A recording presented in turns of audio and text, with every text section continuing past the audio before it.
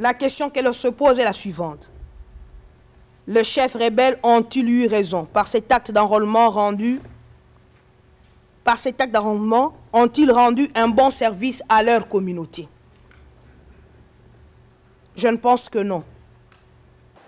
Donc, je travaille pour la Cour pour la simple raison que, à son temps, j'avais estimé bon de pouvoir assister des victimes de crimes internationaux, principalement des victimes de l'Ituri, qui sont des personnes démunies, sans moyens. La seule chose que je pouvais leur donner, c'est leur prêter mon assistance devant la Cour pénale internationale, en amenant leur dossier et en le représentant comme représentant légal de victimes, pour faire entendre leur voix et leurs préoccupations devant la Cour et à la face du monde. Plusieurs personnes ont perdu toute leur famille. Je dis bien toute leur famille. Des parents aux conjoints et aux enfants. Ils n'ont pas d'histoire. Aujourd'hui et demain, ils peuvent mourir. La trace de leur existence, de leur lignée disparaîtra. Non, j'aime beaucoup le travail que je fais. D'abord pour moi-même, c'était un défi à lever. Arriver un jour à comparaître devant une cour internationale comme celle-ci, la première. Et arriver également à pouvoir s'adapter à la technologie que j'ai trouvée ici. Devant nos tribunaux, nos juridictions nationaux, nous n'avons pas les mêmes outils informatiques qu'ici. Et on s'est quand même adapté après avoir suivi la formation qui nous a été fournie par le greffe sur la gestion des outils informatiques.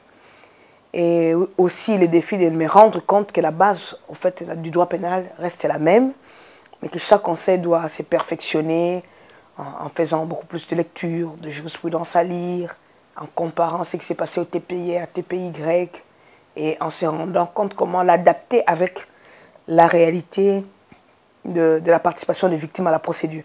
Donc c'est vraiment intéressant. Par moment, on fait les détectives pour fouiller. Est-ce que ce qu'on nous a remis, ça tient pas? Qu'est-ce qui correspond avec ce qu'on fait?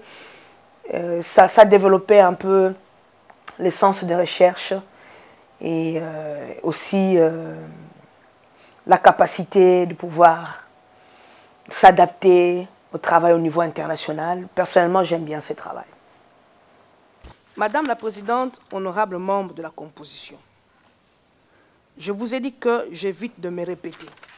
Je fais mienne les propositions avancées par mes estimés confrères.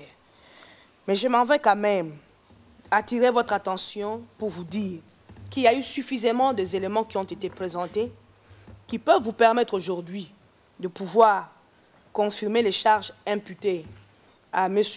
Germain Katanga et Mathieu Ngunjolo et les envoyer devant un juge pour qu'ils répondent de leurs actes. J'encouragerais les femmes juristes et les femmes avocates à postuler sur la liste de conseils et sur la liste des assistants, du moins tous ceux qui sont compétentes et qui remplissent les critères de le faire parce que c'est facile. Le formulaire est sur le site, c'est pas compliqué. L'accès est accessible à tout le monde. Et de deux, je les encouragerai également en disant qu'il y a du travail pour tout le monde, qu'il y a de la place pour tout le monde et on a besoin de la compétence féminine et africaine, d'autant plus que la plupart de ces infractions sont commises sur le territoire africain. Et lorsque vous aurez à vous rendre compte, c'est que pour les différents crimes commis, c'est que nous avons très souvent les violences sexuelles faites à la femme. Et ce sont des infractions pour lesquelles les femmes ne se livrent pas aussi facilement à des conseils hommes pour leur décrire ce qui s'est passé. Parce qu'il y a quelque part un jeune, il y a la honte, ils se disent c'est humiliant, ça a un caractère injurieux, mais elles peuvent facilement